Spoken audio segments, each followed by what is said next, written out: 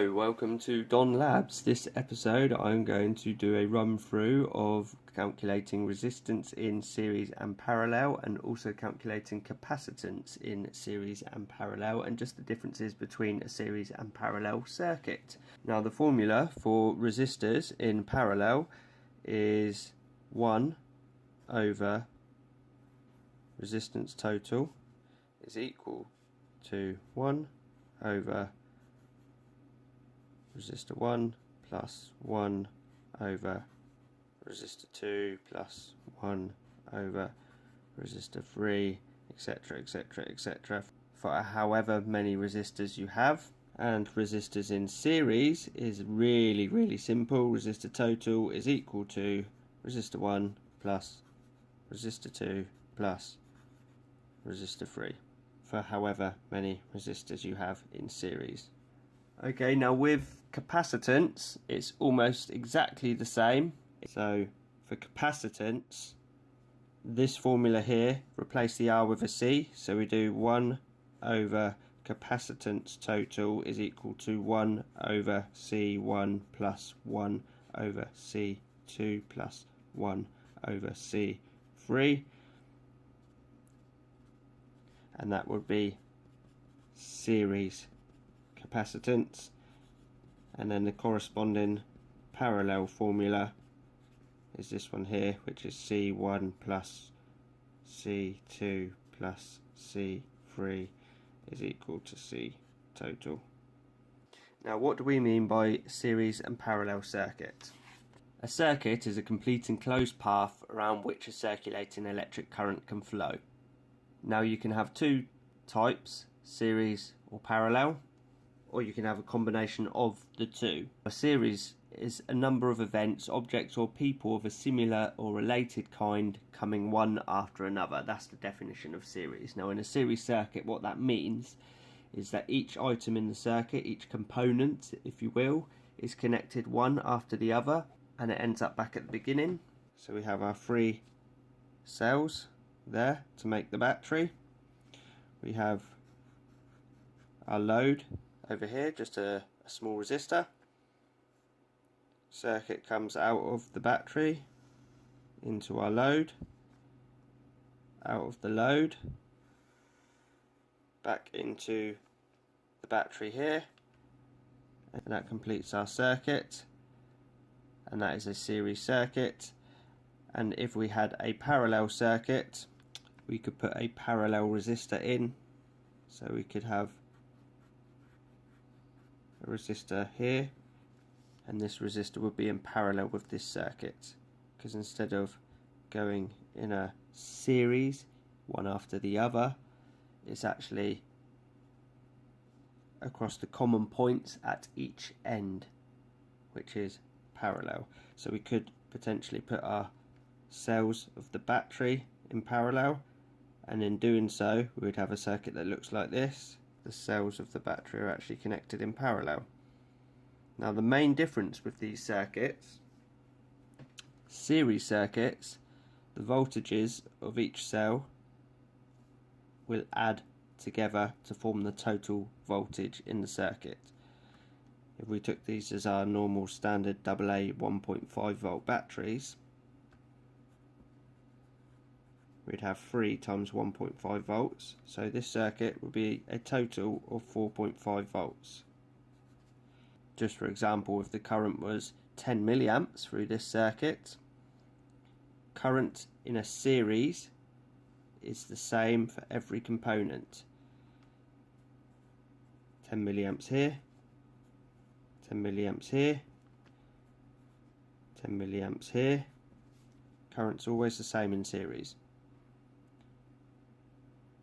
Voltages add up in series. This circuit here, our cells are actually in parallel, so the voltage remains the same, because in parallel the voltage is the same. So it's 1.5 volts all the way round, not 4.5 volts. But the current in a parallel circuit adds together like the voltage did in the 4.5. So just for example, we took our 10 milliamps total current from these 3 cells of the battery, then that 10 milliamps would split on each path. So if we just ignored the resistor, ignored the load, just for the purposes of explaining how the current would split, the current coming out of this cell, which is a 1.5 volt cell now, not a 4.5 volt, we'd have 3.3 milliamps, 3.3 milliamps, 3.3 milliamps. These are just arbitrary numbers just to give you the idea of what actually happens to the current and voltages. What we can do is we can test the resistors in series and in parallel just to see how this works. We have our breadboard here, multimeter. We're going to attach the negative of the multimeter to the first resistor. This resistor has a value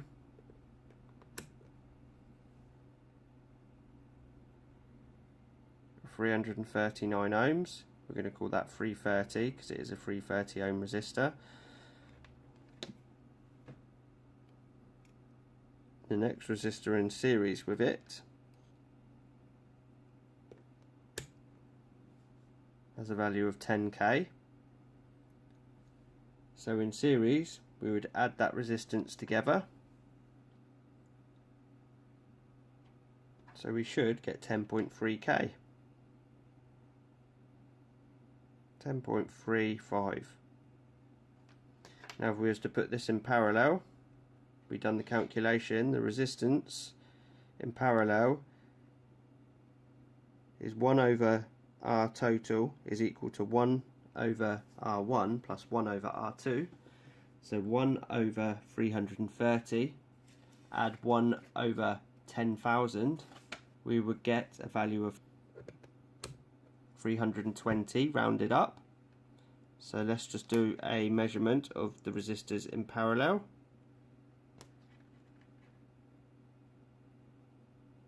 324. Let's just do another quick example. This one is a 220 ohm resistor.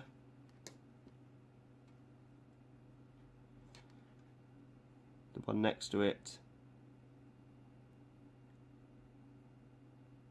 is a 2k resistor, tiny bit under, 1986.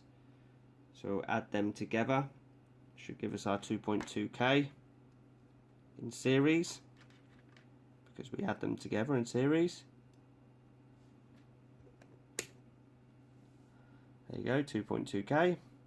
Now if we was to parallel these resistors, 1 over R total is equal to 1 over 220, add 1 over 2000, we should get 198, 198.2.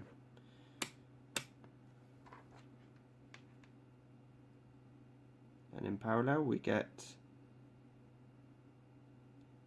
196. That's because that wasn't quite a 2k resistor, that was a little bit under. Just do one more example. Over here we have a 10 ohm resistor, just a little bit, almost 11 ohms, and right next to it another 10 ohm resistor. Now we've measured small and big values together so far, but what I'm going to show you is when you have two values the same added together in series, obviously we get the 20 ohms, but if we actually put this in parallel, if the resistors are exactly the same, the total resistance in parallel will be half of one of the resistors. And then we have just over 5 ohms. So if the resistors are the same, you're going to get half of the total of one resistor. Now when you use values that are very close to each other, you're going to end up with a lower resistance than what you started. So this one here, for example, we have a 220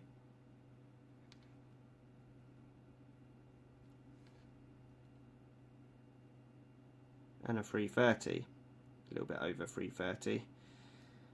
Now when we do the calculation for parallel resistance for a 220 and a 330, 1 over R total is equal 1 divided by 220, add 1 divided by 330, we get a resistance of 132, which is lower than either one of them.